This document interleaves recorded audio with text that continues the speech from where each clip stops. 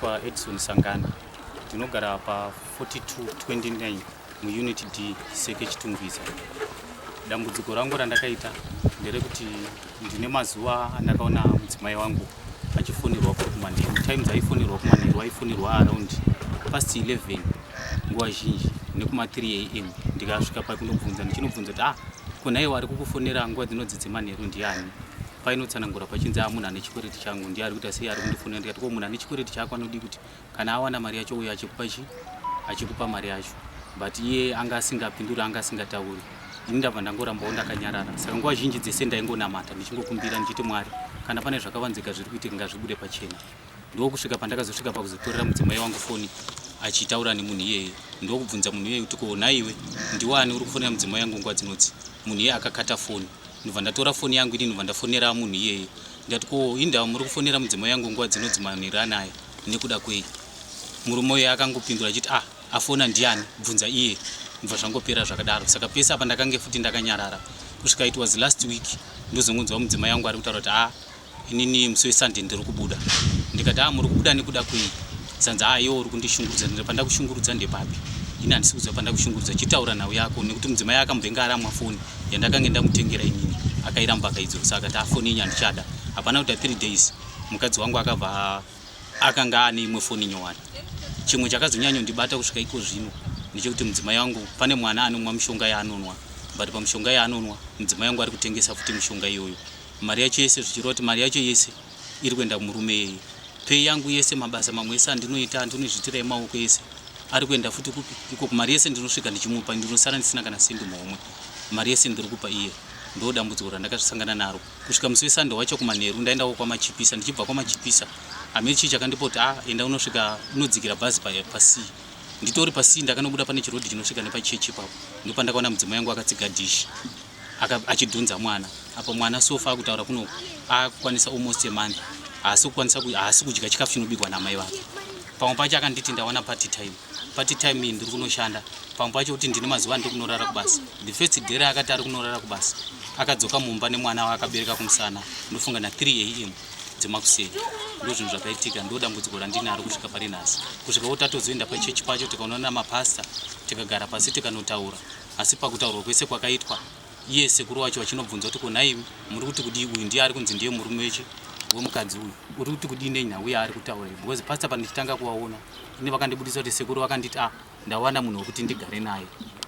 Ndikatovabvunza kuti ko sekuru zvamawana munhu wekuti mugare naye, munhu mamuwana rini nenguva diki diki iyoyi? Mamuwana kupi? Sanza ndatomuwana, musazongoshamisika munhu yapapi kumba. Kureva kuti vanhu havaitoplana zvinhu zvavo zvavaitoplana. Ndofunga mwedzi uno wese, mwedzi wapera wese taitongonetsana. Mukadzi achiti ndikuita se ndiri kubva mwedzi uno ndopawangu akaronga. Saka nawe akanga iripo kana pakurongwa kwezvese izvi zviri kuinvolva sisi wemudzimai wangu nabamukuru anove murume wasisi wemudzimai wangu. Ndo varipo panhau dzese dzipi idzodzo. Vakatombouya kumba ndichiti vatigadzirise, but pavakauya kumba havana chavakakwanisa kutigadzirisa. Vangosvika vachingoita se vachingodzokera kusvika vazotiti uyai kumba tazodedzana tete. Musi wavo vakanditi ndiende kumba kwavo, ndakwanisa kuenda kumba kwavo. Chikonzero tete vakange vasipo. Iye mudzimai yangu ndo musi wasina kurara mumba paakapinda mumba na 3 am ndo paakazoenda ikoko. Ndadara naye kadzi ndadara naye akanga asina murume. Iye aita kuti murume wakamutiza 5 years ago. Mbanzisa baba tivatamufambidzana tigara musoro murume wachaona makatorana zvadini kuti ndi mazvaranisa aisandi sandapere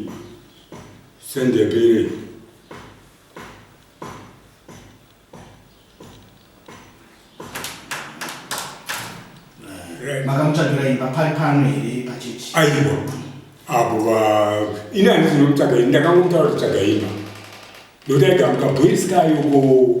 Ndakaona kuti hazviiti uragamuka bhoiska gaga. Saka akatsvaga imba nanamaiwa ndakatsvaga imba natete nokupapatwa ne2 years ago. Ava ndo aipatana nguva yese. Edison aigara kuStony Ridge nemukadzi wake. Atone mukadzi wake wakatonorora kabisa pfuma. Inini kwandiri hana chakanobvisa. Instead of kuti kana chichitaura pachivanhu inenge itori boyfriend kwandiri. Kwezi ndingone vana naye tu, but hana chakanobvisa musha kwedu. Kana kumusha kwangu hakuzivi, ndosaka zokudze kuti ndobva kuchi because hakuzwi kumusha kwacho. Asi kwamukadzi wakadyara naye wakadyara naye kuStone Ridge ndokwakaendesa mari anokusatsvakira ikuru. Saka inini naEdison tatitori separate kwe5 years ago ndasingagari naEdison. Ndobva ndazosanganawo nababa vachiti ndiri kutsvaka munhu wekuita wokuroora.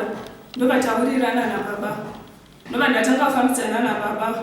Ndichifambidzana nababa pane pandakamborwara. Ndobva ndatorwa nehama dzangu ndikarapiswa nehama dzangu. Ndobva audzwa kunzi Edison kuno kumukadzi wako ari kurwara zvese nemwana.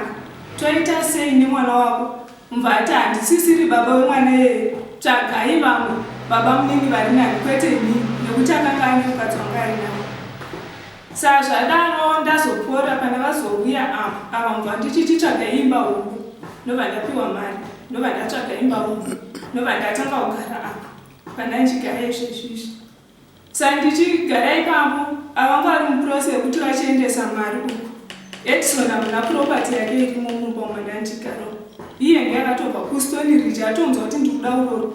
Ndopaakazva ndikuda kudi ndauda kudzoka ndikati hazviiti kuti ndikutambire ndiri ndega enda kuhama dzangu unotanga waroora wotaurirana nehama dzangu sinzi wanga waine mukadzi wako inini zvebarika handiri wonguvana takamitisana wasi kana tichinyatsoitarisa imba inenge chinzi chihure chataiita iye neni ndobva ngoendiwo vana to.